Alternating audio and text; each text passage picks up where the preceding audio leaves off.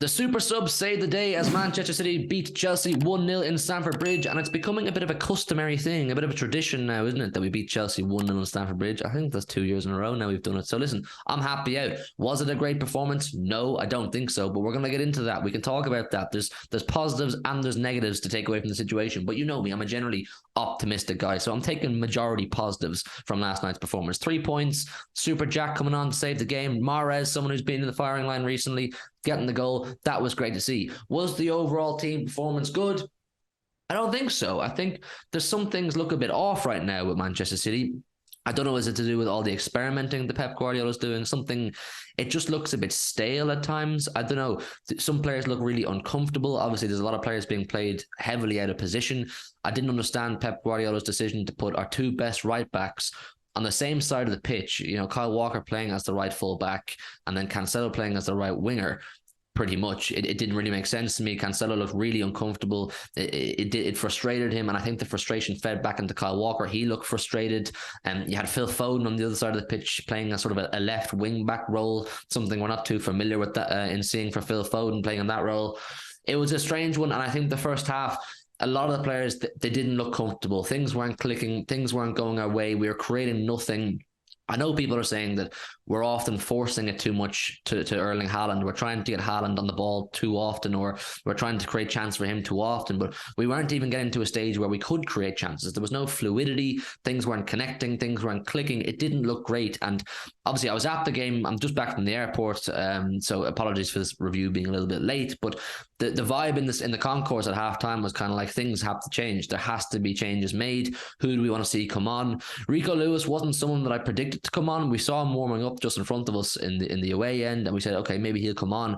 Is it wise to bring on this 18-year-old who's really only come into the spotlight recently and put him under the pressure of helping us win a massive game at Stamford Bridge where we can't afford to drop any more points?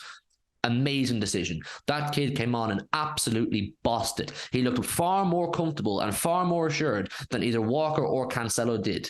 And my issue is, some of these players are heavily out of form, and we have to be honest when we're assessing these performances. Some of these players, Walker, Cancelo, Foden, I get it. They haven't played a huge amount of football, but with their experience and the quality they have, we have to be able to rely on them and come on and do a job against a very under par currently Chelsea team who have now won 1 in 8 games as of losing to us last night. The quality of the player has to be good enough to beat the opposition we have in last night's occasion. Rico Lewis came on 100% pass completion rate. He looked so assured. He looked so confident.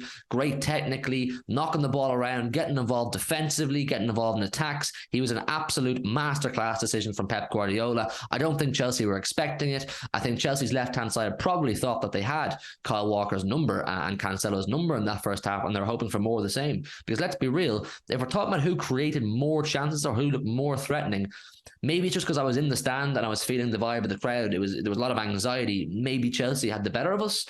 They probably did, if we're being fair. I know they hit the post as well. That Chukwuemeka guy he's quite a good player. I would expect to see a lot more of him for Chelsea in the future. I thought he played a great game.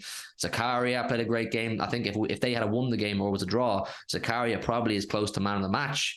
But we have to make changes. And listen, you know me, people. You know me. Whenever I want to change, you know who the first name at the top of my list is, and it's Jack Grealish. I said on the concourse, probably after a few too many beers, but I was like, bring on Jack Grealish. He's going to come on. He's going to change the game. We need his directness.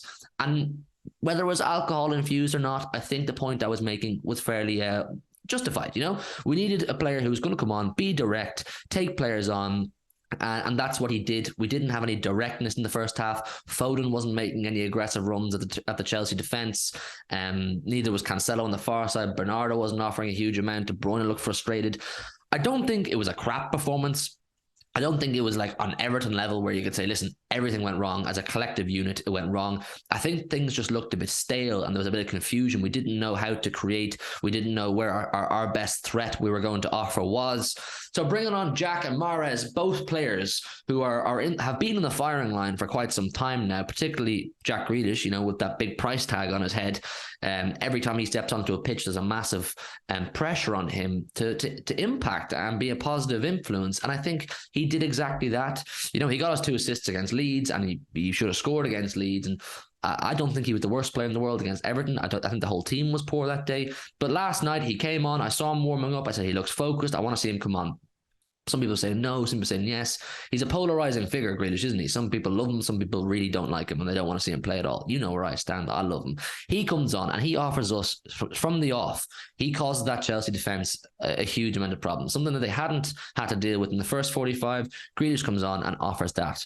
He was running at them. He was creating things. He was going to the byline. He was moving into the centre of the pitch. And there's something so beautiful. There really is something so beautiful about Jack Grealish picking up the ball from deep in the centre of the park and making a surging run and either causing a foul or getting somewhere, creating something. And I think it's something that really frightened Chelsea. And he got his reward with that assist. I mean, could Kepa, if we're being hypercritical, could Kepa have possibly done better with the ball across the 6-yard box? Probably.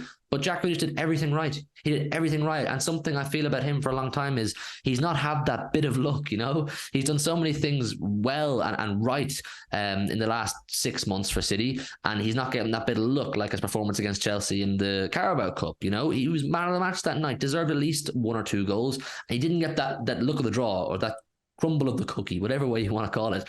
And last night was that bit of luck. He deserved it. He came on and he was a positive impact. Mahrez, also a positive impact. He deserved his goal. Good positioning.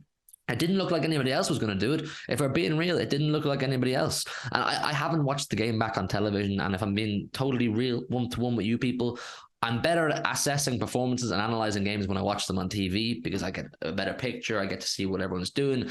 If you're in the away end in Stamford Bridge or you've ever been there, you know you're kind of behind the goal, almost in the corner. So you're not getting, and I was in the bottom tier as well. So I didn't get a great view of the whole pitch.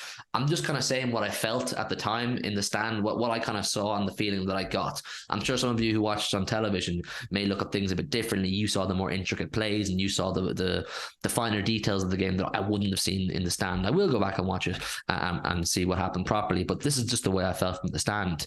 So it was positive from Grealish and Mahrez, the 2 super subs. Big pressure on both of them to show their worth and prove that they deserve to be part of this squad. And I think they did that. It's a massive 3 points. It's an absolutely massive 3 points. It's the first of, like I said, a huge run of fixtures. You know, Chelsea last night, followed by Chelsea on Sunday, Southampton, and then we're into our next Premier League game against Man United.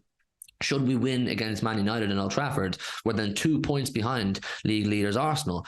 They were 8 points ahead of us a couple of days ago. If we can bring that down to 2 points before they go into a North London derby, they're shitting themselves. The pressure's on. The whole point of winning last night was, whether it's a good performance or not, that's a different conversation. But the point of winning was to show we're not going anywhere. We're not going to be an easy race. We're not going to be, someone you can shrug off easily and we'll just run a course and win the Premier League with ease. That was never to be the case. We need to stamp our authority and say, we are the champions. We're still here. We're going to give you a fight. If you win it, you will have earned it. That's basically what I meant and what I wanted. I wanted to see a fight, and I saw a fight. John Stones, absolute warrior last night. Fully deserved man of the match. Absolute warrior from what I saw. The fans were singing his name. You can see how much it means to the fans. Look at this.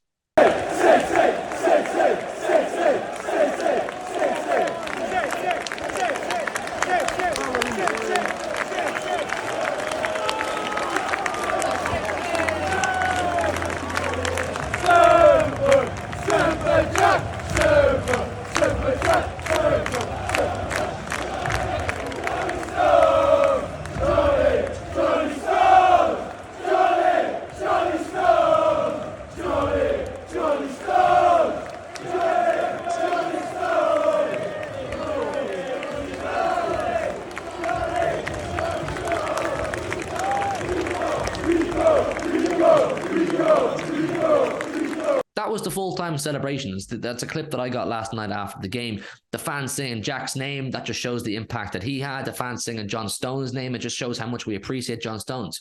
I think there's not enough respect put on John Stones' name. He's the most well-rounded centre-half we have, and I think he's up there with the elite centre-halves in world football. He's up there with the best. He is so good, this guy, technically, mentally. And this has taken him so long to be this complete centre-half that we have. Can everybody hold themselves in that regard last night and look at themselves that way? No, they can't. Some players were definitely below par, but I think that performance will hopefully get us into a rhythm, hopefully give us some motivation. I think it should. We know this with City. I mean, if you look back at our title runs over the years, And, you know, you talk about those 11, 12, 13, 14 game winning streaks. Was every single performance mesmerizing? Was every single performance just plain sailing and no issues? We just breezed past? No, we didn't breeze past every single team. We like to look back in hindsight and go, what a run. And of course we do say what a run. But if you look at the fixtures individually and the performances, they weren't all amazing. We had to grind them out. And we had to grind them out last night. We had to grind out Chelsea last night because Potter and Chelsea are under pressure. I don't know, what are they now? 9th or 10th in the league? 1 win out of 8. The pressure was on them to come and make a statement of their own last night. So it was a battle of two teams trying to make a statement. Who could make the bigger statement? And we did. We came out on top. We took our chances. They had chances. We rode our luck at times, but you have to ride your luck at times. I'm very happy with that performance. I think it's a good one to kick us off and propel us into the Manchester derby next week. Do I care massively about the FA Cup game on Sunday? I do, to an extent. Obviously, I want to win the FA Cup. I want to win everything. But do I want to field our starters or our strongest starting 11? Absolutely not. I'll do a video closer to the time on that game. This is about last night's game and basically just what I saw from the stands. It was not the best performance. I still think Pep is experimenting. You could see in the first half a lot of experimenting going on. And if you over-experiment, it can be to the detriment of the overall performance. And I think that's exactly what it was. But listen, he fixed it in the second half. 3 ballsy substitutions. 4, if you want to add in Manuel Akanji. Thought he came on and held him, and you know, he held his own. But the big ones for me were Lewis, Mahrez and Grealish. 3 absolute game changers who came in and really added something that we were missing in the first half. Even the fans in the away end, the City end last night, when we saw those players getting on the wall for the first time or two, when they were introduced to the game, we were kind of going, yes, this is what we need. It looked a lot better.